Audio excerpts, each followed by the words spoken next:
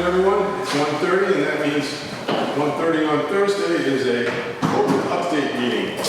Another exciting series of extraordinary meetings.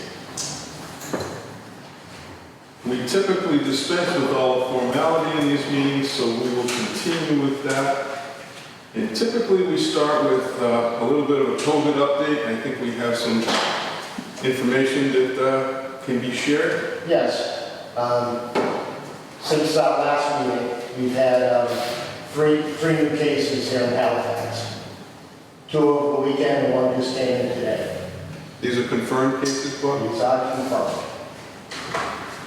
The good news on that is on Monday, I was able to finally climb the ladder up to the director of contact tracing for the state, and they've made available a lot of new forms for me. And they also now provide services for the towns. When I go into our Maven system, I can simply click need assistance, and they'll follow up on individual and cluster cases.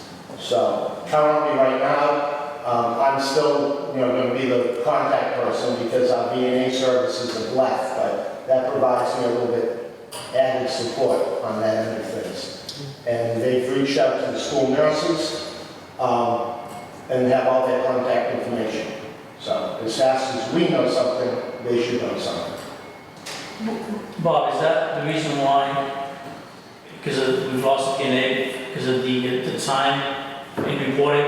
Because according, we still haven't got that you still haven't got notified. I haven't from Maven, but I've been notified through contact tracing this morning Okay. of that. Because I was just wondering, because that was a Saturday. So it's now a Thursday, so it's kind of what a few number of days. You know? A couple of things that have happened, I speak with directors in other towns, is either you get information like instantaneously, the one I got this morning, or you could have anywhere from a 7 to 14 day lag time before you get the actual information. This modern day, we still have that kind of lag? I think part of it is also coming from where they're being tested. Certain facilities just don't pump the information out to Maven as quickly as they should. And Maven's really quick on reacting once they have it, but they can't react until they have it.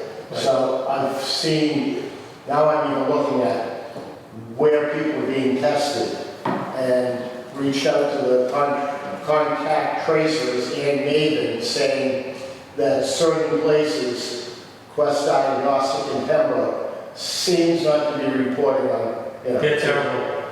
And that's something, because are you done or? But no, you just speak. So, just to follow up on what Bob says, as you guys, I think I notified Charlie, we had one positive in PD as a result of a contact with a family member. We've sent 13 officers to get tested and administrator, and everybody came back negative. One of the officers that was tested, as soon as we found out about the officer being positive, went to Western Pembroke, as he got results. Didn't get results for like in 3 days, so we sent him back to where everybody else had gone to Norwell. He got results from Norwell the day before the results from Quest came in. There were negative, but it was just, the lag, in the result of the results. Are you talking hospital or? No, medical center. The medical center. Yeah. So, but everybody's good. We had to get with one officer, but he's at home, quarantining, isolation. And then, so that sort of leads into what I was thinking, about what we currently do is react to things. And I like to take a more proactive approach. So I heard of an instance that happened in another town with a restaurant that in their desire to hire help, didn't do much screening and put an associate on board who was awaiting a COVID test that ended up coming back positive and infecting the staff So the restaurant had to close down, deep clean, and suffer the repercussions of the actions. So what I did was print up what the guidelines are from the state, because I've been observing a lot of people being lackadaisical, in my opinion, losing the focus on what we need to do by wearing masks, and if you think you're ill, you don't report to work, and so I'm going around to each restaurant, speaking to the managers on duty and or the owners of the restaurants to, one, inform them that they should have a proper policy in place for how they're going to do new hiring, and revisit it with all their employees, what the standards and the expectations are of being able to be open during this pandemic. So they've all been very receptive to me up until this point, and I only have a couple more restaurants to go, but I'll probably finish them off this afternoon. Let me ask you a question. Sure. Do professional football players have some special, something to get their turnaround? Like within They probably do. I'm imagining that they might even have like a testing place set right up there. It's not how long it would take for them to do a test. It's how many tests are running. It's like standing in the double line. If you pick number 1, you probably get your order done like this. If you pick number 50, you're going to be waiting on for a while. So it all depends on how that works, And then I've been getting a couple of questions on the group sizes, because on Monday will be the state's allowing, like at a wedding venue, for instance, instead of a party of 50, it would be a party of 100, as long as you have all the things in place. However, if our town goes into red, then you can't go to 100, you still have to stay at 50. So if somebody thinks right now that yes, they can go to 100, they might have to know that on the day of the wedding, it could be at 50. So, and I don't have the crystal ball. It only takes 2 to 3 cases for our numbers to move, given our population.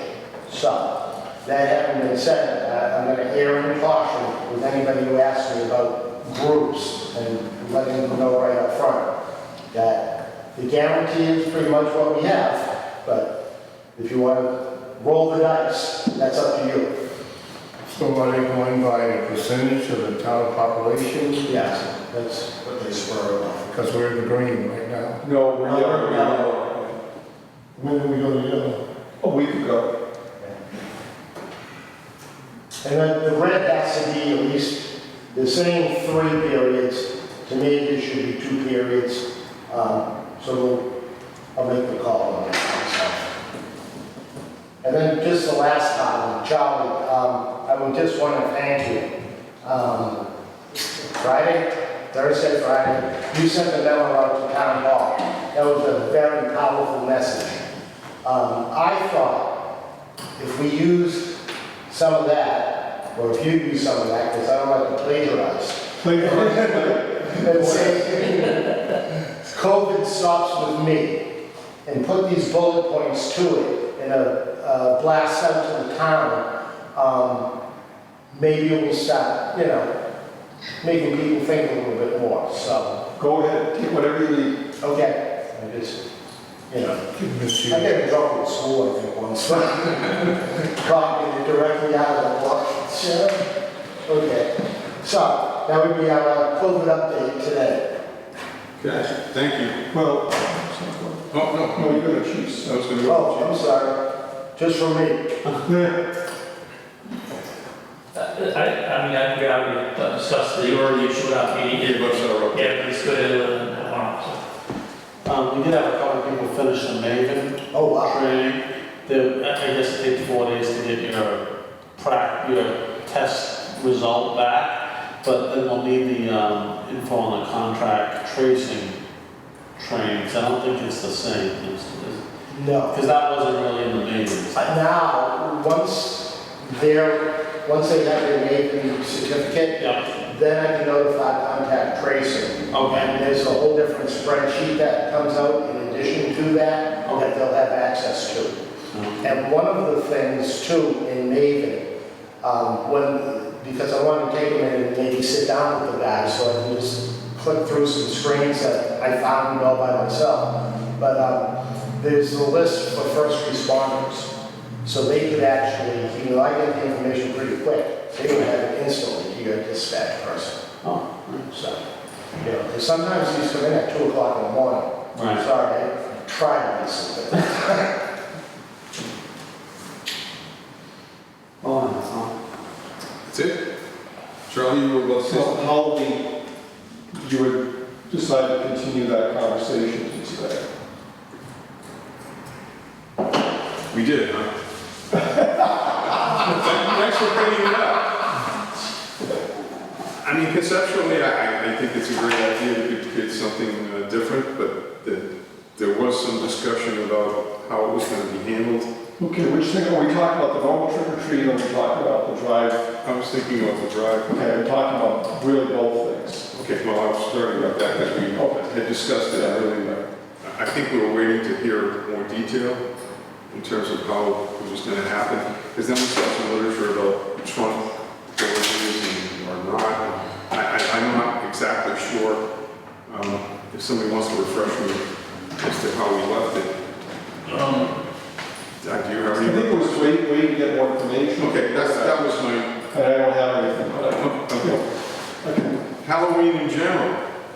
yeah. I based on everything, I mean, obviously, we're not gonna go out and stop people, but I don't think it's something we ought to promote. Well, I don't think we need to promote it, but the people who don't want to give out candy and turn the lights off, nobody post it. I think we're close to crossing that little line when we tell people they can't do something. I think we need to make them aware of what could happen if they don't follow the precautions that are laid out by the CDC in the state. I think you're right, I think people need to make their own individual decisions on how they want to do it. Like one person speeding over 20 miles an hour, you go 50, you have a car. I typically, people with younger children usually just go to relatives and friends anyway. So the kids can kind of show off their costumes, that kind of thing. I agree with you. I mean, if somebody doesn't want to participate in this thing, they can keep their lights off. That's usually now become the universal signal that no one not participating. I don't think we can enforce anything anyway. I don't know that we even want to go there. Any commentary from anybody? What I could simply say is that the board sees any prohibition of normal trick or treating as not enforceable, and therefore it's leaving it up to the judgment of families as to how they're going to participate in Halloween activities. Here are the CDC guidelines, and Yeah, that's pretty much what we were just saying, so I think,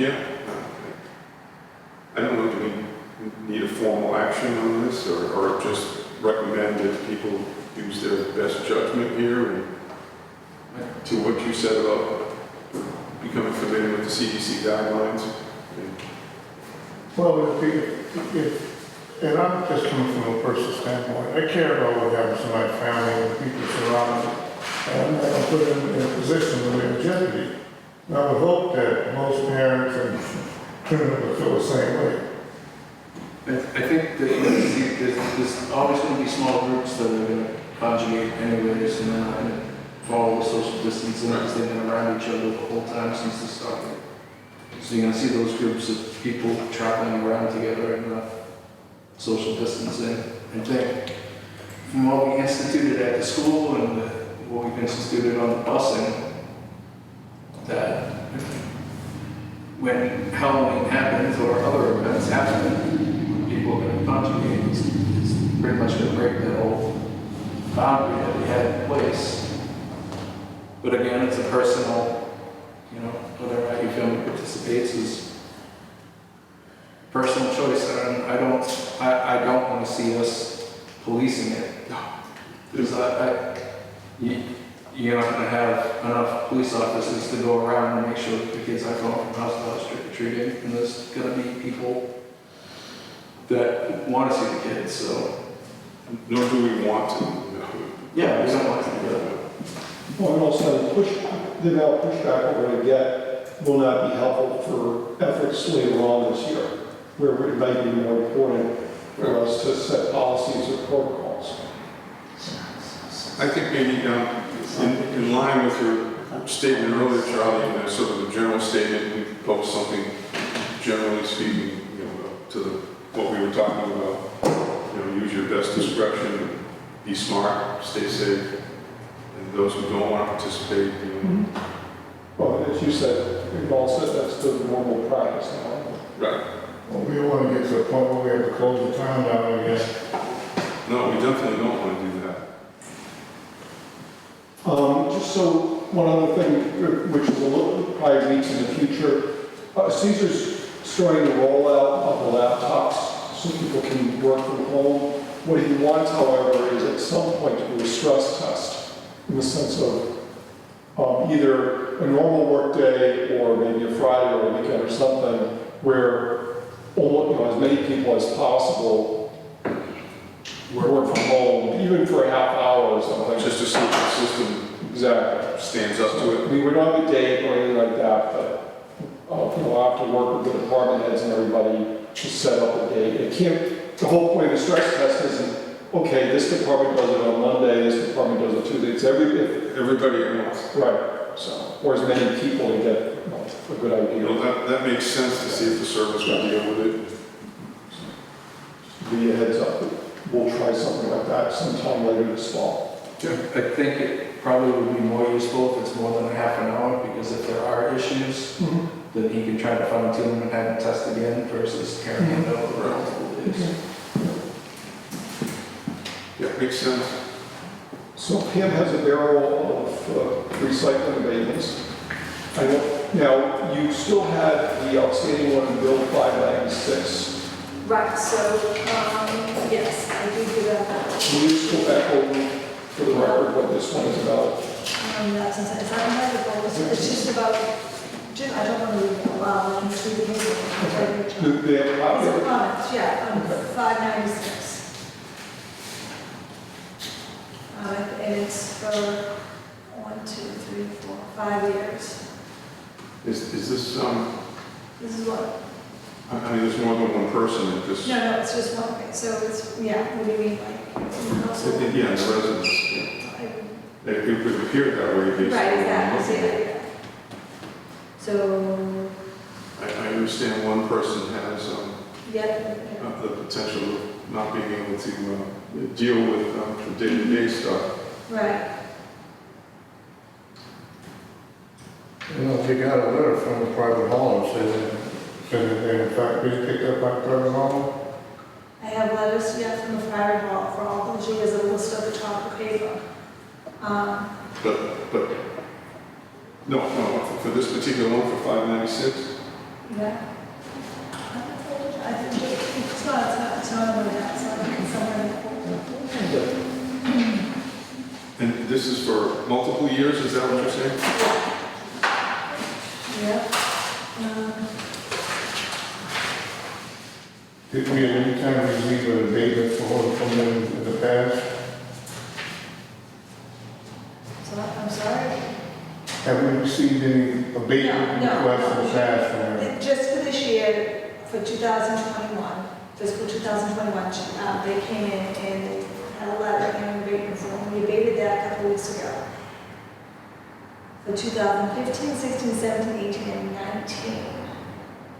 I do have letters from the private hauler, but she just submitted them on September 17th. And they noted in the letter that how long they've been servicing her? Yeah, I have that every year. They gave me letters every year. I moved that we abated.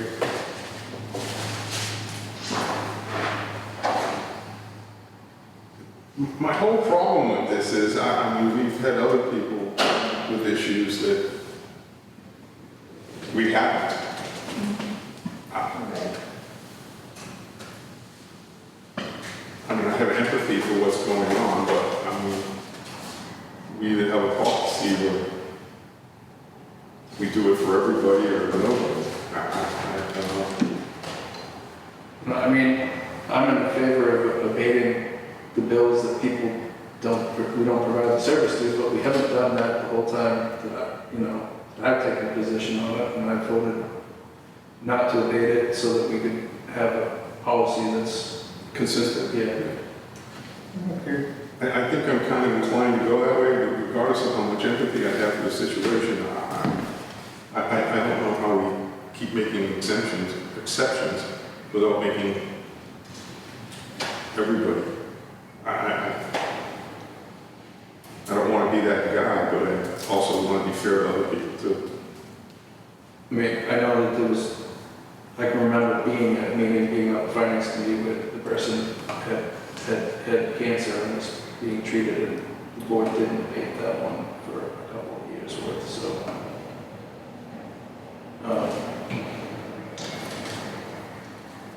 If we're gonna change policy and look at the ones in the past, then I'd be willing to, but we haven't had that ability to have that meeting to discuss that, so I would vote no. I think it fails on the fact it doesn't have a second, so.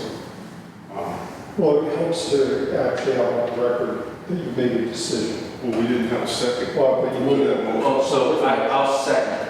Okay, so for purposes of voting, So, all those in favor? So Troy moved, right. Gordon seconded, now they're gonna vote on it. I suspect it's not gonna be approved. All those opposed? No. No. So the motion fails. So did Troy say yes, though, that's what I'm saying, so you said no and no. I said yes. I think if we have that discussion on policy, abating the bills, and go back and look through the minutes and see, because I know we did it by the, Pam has it by the number, Right. so we could go back and look and have that discussion. That brings up the question too, that we were going to try to have a meeting with the recycling committee. I think when you all had talked about this a few weeks ago, I think I dropped a note on them again saying, I'll do another one. Yeah, that needs to happen. We need to figure out what the direction of the whole recycling program is. I would be in favor of having two different prices. One for, you have the pickup service that costs us more money to run the truck versus just having the drop-off. So right now we charge $50 and you're supposed to be getting the service of them coming to the house. And it would almost seem like if we take a view of the board that you have to do recycling, that we would move money from the tax revenue to keep the building open. And you would have the delivery service be recycled, but that mixes the two funds and becomes cumbersome, but. Yeah, and then you end up with I would think you'd have to have some kind of a sticker program that, which we used to have, that seems to not be being used at the current time. But I think that's really the reason I want to have the whole meeting and discuss recycling in total.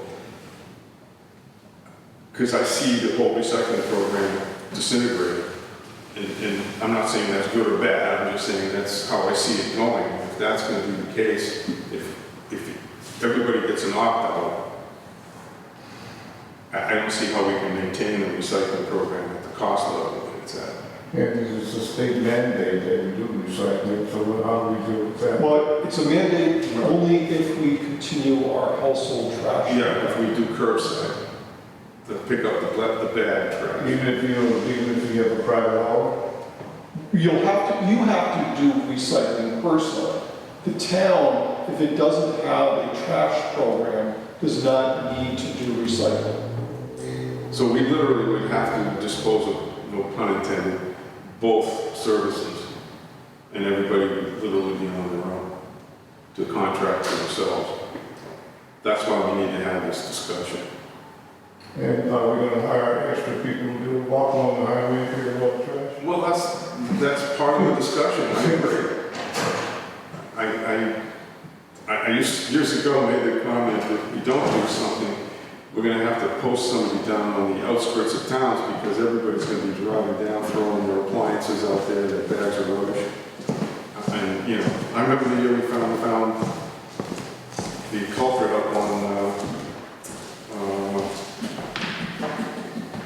Walnut Street, who was leaving bags of rubbish, right? Because the individual was leaving his personal mail in the bag, so it made it a little bit easier. But we were finding television sets, you know, all kinds of small appliances, washing machines, yeah, you know. So, but to Gordon's point, you know, I mean, if we just run the recycling at the facility, I don't see that being supported enough. It would have to be a pretty stiff fee to But be I able just, to I just think with the, like these bills, they're coming in with private hauler letters, we're not providing service to that person. So that person's not costing us anything, but we also aren't capturing the revenue. No, I understand. I mean, the whole thing is eventually going to collapse if we keep increasing the amount of abatements. And, you know, if somebody's got a private haul, I don't have a problem abating. I mean, there is a process they unfortunately have to apply for it, but if we have enough abatements, the system's going to collapse under its own weight anyway. But we need to, if nothing else, have the discussion, the what-if discussion. Or what should we do now, or What's what the if this alternative? Yeah. So I look forward to the discussion, because we don't want to trash it. I'd like to get some involvement too from the general public, because this affects everyone. You know, actually, regardless of what you think of the program, my estimation of it is it works pretty good, and it's relatively inexpensive in terms of the bag program. No, anyway, let's have the discussion and then we can air it out. So whenever they're available, I don't know when the best time to do it, on Tuesday night or We have it available Tuesday. Well, I think most of them, we're one finance committee member on, so probably a night. so we need to move the other recycling bin Right. request. Right. Okay, so that's the big, okay, that's the big, this big list right here. Is there anything unusual on anything? Not on this, not on this big packet, everybody, so the last Even one. the last one, that's Yeah, good verify. yeah, that's it. There's nothing, no usage, and, All right, anybody want to move it? I can move them all but 2348. okay, Somebody else, I'm gonna recuse myself from that. Oh. Okay. Yeah, makes sense. Well, let's vote on everything other than okay, so yeah, okay. 2348, and we'll do that separately. So move. Second. All those in favor? I'll move 2348. Second, all those in favor? Aye. Recused. Okay. What time is it? And we have one other one, but we're gonna wait for some more information on that.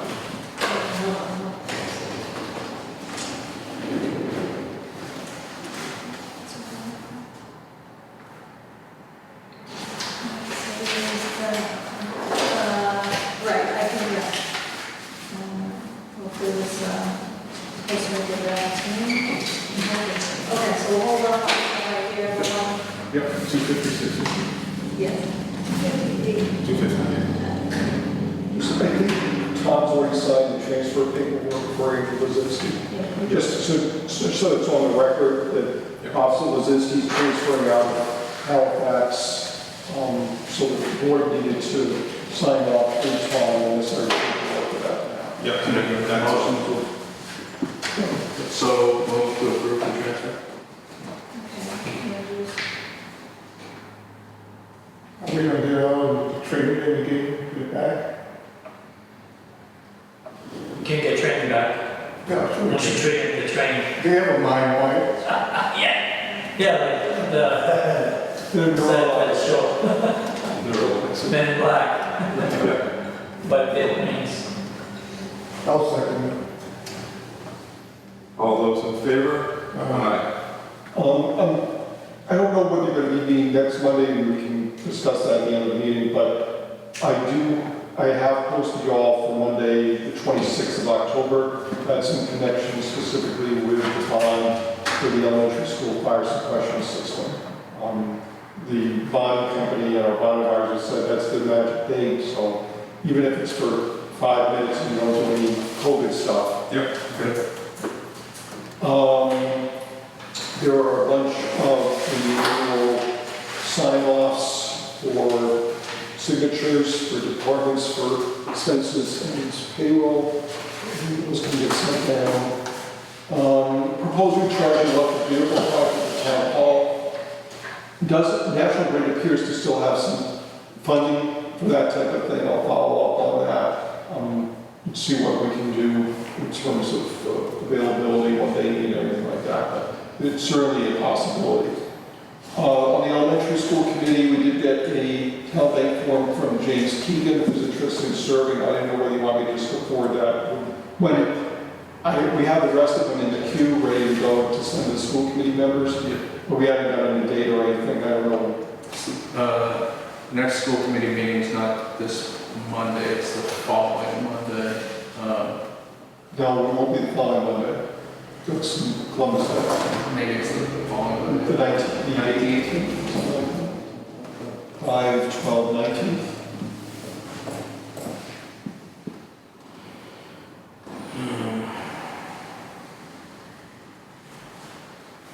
The 19th, I guess. So do you want to propose that? Do you, Sorry. do you want it run like we did the last time? We had the Board of Health and the planning board openings, those boards met with them first. And then the Board of Selectmen interviewed. Does the board want to do that, or does the board want to come to the one meeting? I don't know what that's on. I mean, there's only one candidate, No, there are there's 6. 5 or 6, yeah. 5 or 6. So you want to three? Look, my hope would be we get all the interviews done in one night. Because I really don't really want it's to. not, it's all kind of crazy right now. Oh, choice, huh? So they're going to vote to who's going to sign the payroll, that is. Yeah, it's one sign. So, Yeah, do it. okay, We're back on the signature authority forms for a minute. The payroll for the slot. Family, the next one. Payroll. Yeah. Oh, sure, do it. Well, I'm gonna hand it I to think you. it's like a stab somebody. yeah, I'm just letting you know. So, in the signature authority, for the Board of Selectmen to sign payroll other than the majority of the board. See, Typically, we have the chairman as the primary and then an alternate. So, Yeah. Would you rather right now just have Tom and Troy instead of have, you used to have them sign? Yeah, I'm sorry, I missed. that's where we're going with it. It just makes it easier than, so If you and make them, Troy are fine with that, that's fine with me. make me want, I need a motion that myself and Troy are the primary and alternate signatures for payroll, signatories for payroll. Can I vote on that, You can make the motion, right? Well, I would skip it. or? Okay. Yeah, because you just need the 2 votes. Yeah, okay. Second. All those in favor? Aye. I'll recuse. Go back to the school committee.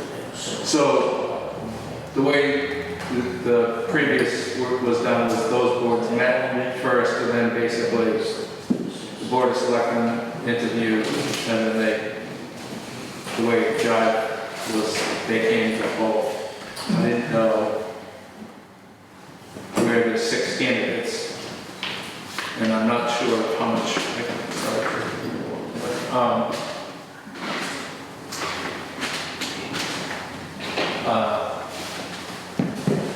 I didn't know if we should just have a special meeting to do the interviews. Well, that's what I was thinking about. Yeah, was I was just thinking with 6 We candidates. meet in a multi-purpose room, you've got the school committee, you've got the selectmen, and we'll get the candidates. Basically, we need to be in the all-purpose room to have that meeting. Yeah, So I didn't know, do you want me to find out from school committee members? Sure. What night works? Because I think it would have to be a night. yeah, oh, yeah, I agree. Alright, so I'll find out what Okay. night for special. We'll stay tuned.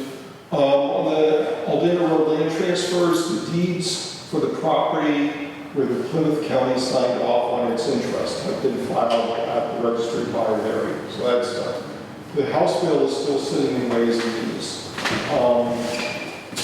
Fish and Game wrote, Joan wrote, that if the town is interested in moving along on those two properties, while we still wait for the sliver bill to get through, they're amenable to doing that, and that would get the money for the town that much earlier.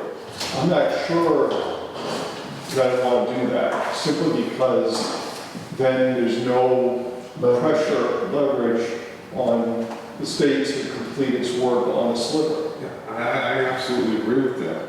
After listening to Tom and Troy and Charlie, and then the 15-year debacle of the other thing, there's no way that I think we should move to. Okay, that's fine. I think Joan's fine either way, she just wanted option. There's a trust issue. Yeah, not much of it. Bud's business provisions, we've scheduled a public forum for them on Tuesday, October 20th at 7 p.m. via Zoom, since I'm assuming we're going to get a lot of people for that. And I didn't want to risk the all-purpose room and finding out we had 26 people there. So, just to reiterate, this is the firm that's on River Street. They wanted to do the outdoor cultivation. They now want to expand the host community agreement. Now, not just for manufacturing, but also indoor cultivation in that 10,000 square foot building. So we'll have the public forum then. It doesn't mean the board makes a decision that night or anything like that. It's posted for selectmen's meetings, and I'm assuming the majority of your attendance. But any decisions about any sort of host community agreement would be made at a later time. But form is required as part of this process.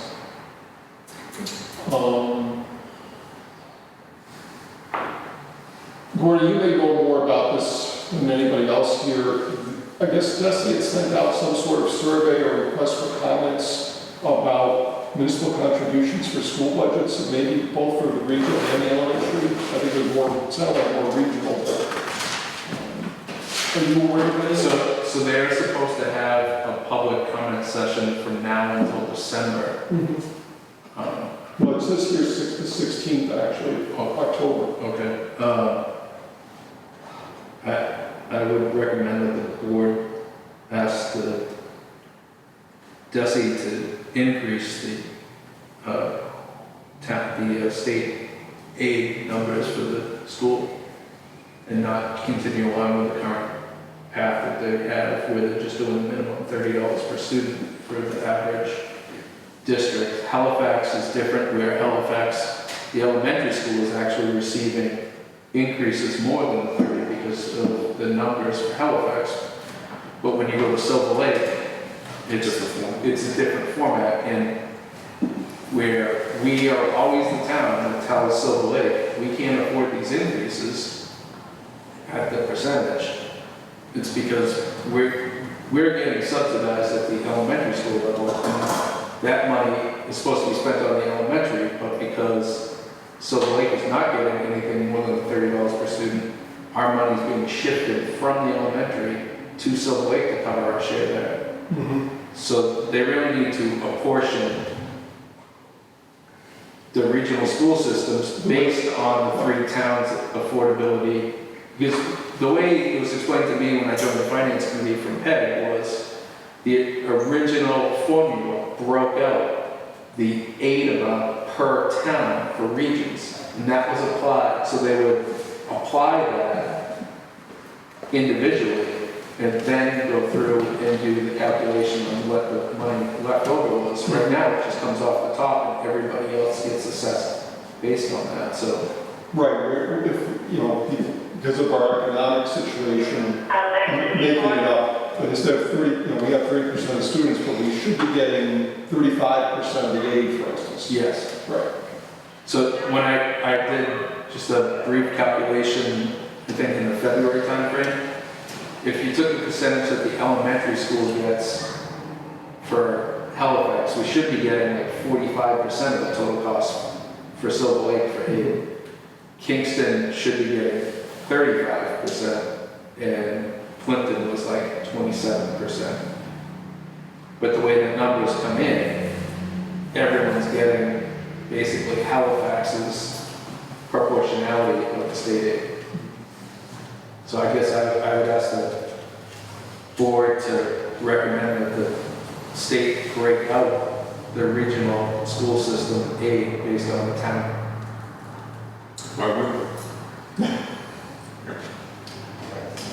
Heck, I'll make that motion. I'll second it. All those in favor? Aye. Thank you. Licenses for 2021 for on-premises.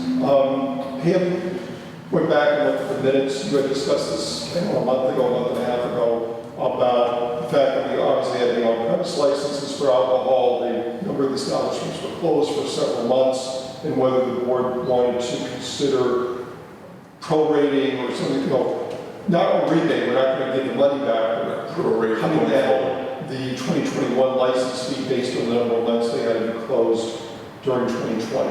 And what Pam found is that you all decided you want to revisit this subject, but we're getting closer to the renewal time, so you wanted to green light or not, as to whether you wanted to do that. Interestingly enough, the governor opened the bars back up. Not that we have any pure bars here. I mean, there are bars inside the restaurants. I'm for helping out with some of the businesses. I don't have a problem with it myself. Everybody's taking it on the chin. Well, we have to get checked from the federal government, we're state. So, I think we should, if we can get prorated, if that's something disastrous. What is the typical license cost? So, what, $1,200? $200 for like a restaurant on premise. That's probably about Because we don't have any beer and wine restaurants. no, we don't. We do have the T-box, and I think that they're. But that's not whether a restaurant. Right. So we have, But they're on premises nevertheless, Right, right. they're staying the same, right? but they don't, they charge them $1,200, we charge them for less than that. Well, for because they're beer and wine, I don't allow. So what are we thinking in terms of how long they were closed? Well, they were closed, what, from the middle of March to, March 20th through. but then you have cases like Grill 58, which never reopened until later in the summer, Right. even for, you know, because they didn't take advantage of the outdoor dining, or for that, you know, and for a period of time. I don't think that really has that big a difference in all of it. I would want to do the same thing for everybody. Okay. At least that's my opinion. Like a 20% reduction for the upcoming year? Is that- Well, it'd be 20, and they were closed at least for 3 months. Right. I think, was it until June? Yeah. I believe. So call it 3 months, that's a quarter, so 25%. For the 1 year, that's fine. I'd be happy with that. George, you on board? Well, since I was ready. Well, I don't drink much either. It's just the idea of trying to help. I think we do need to assist any way we can, as long as it doesn't make detrimental for us. I don't think the numbers are that. No, we have maybe, what, a half dozen if that. Yeah. Yeah, I think it's, And so even at $250 a pop, or $300 a pop, We're talking about $1,500, maybe $1,600 or something. Not a tremendous impact, and I think, you know, businesses keep a lot of local people employed, that whole thing. Did we have a motion? Did you make? I did not make the motion, but be happy to make the motion. So, I'll say. All those in favor? Aye. Thank you. Just like, we did get a note from Mary Smith, who's opposed to any sort of marijuana facility at 27 Home Street. I guess she's perturbed that there's a sign out there advertising the property as a perfect site for a marijuana facility. She doesn't want anything. Obviously, we've got no proposals or anything else at this point, but she may be trying to get a petition, not in terms of changing the zoning, but just petition of people living in the area saying, please don't put something here.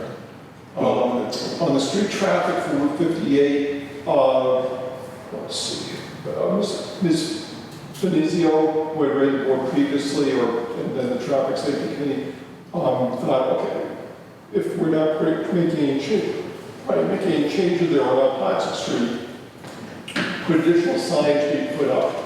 For whatever reason, she felt verbal signage was better than the glyphs, instead of just saying, having a curvy road, say curvy road, or curves or something like that. I forwarded it to the traffic study committee. I know, police chief, I think was, said that you didn't see a problem doing it. I'm still waiting to hear from Steve. What I said to her was, since it's not changing the rules or regulations at all, it's purely a Steve Neighbor, highway surveyor, case though. It's an editorial. Yeah, so, but if the board wanted to send it a note, Steve suggested anything they could do that, that's all. And what she wrote was, additional signage for the speed limits, so it's not just one at either end of the zone. And also, as I said, putting in verbal, text signage about the curves and also side streets merging with the main road. I'm not quite sure how you put that in text form, but if you want me to write something to Steve, I can do that. Just write Steve telling him to use his best judgment, basically. We can get it all on a sign, and it's not like ridiculously big. Okay, I'll do that. 18-foot sign, you can't see the curve from there. Exactly. And just so you know, that Bob Baker or Robert Baker will be in to meet the board in a couple of weeks about his proposal for a retail establishment. He's not giving me any information about location or anything like that. It's more of just an introductory meeting with the board at this point. At some point, if the board wants to move ahead on that, then we would do a similar public forum that we're doing now for Bud's Goods. We may be doing several, there's been a lot of inquiries from a lot of different places. Well, on the site. I think the zoning will change things. Yeah. I don't have anything in the court cases on the ambulance abatement. We did get a request for $95,634.95 for September of 2020. Second. All those in favor? All right. Do you have anything for executive session? Not really, no. In that case, it looks like we've covered everything we had to cover for today. I'll entertain a motion to adjourn. Second. All those in favor? All right. Thank you, everybody.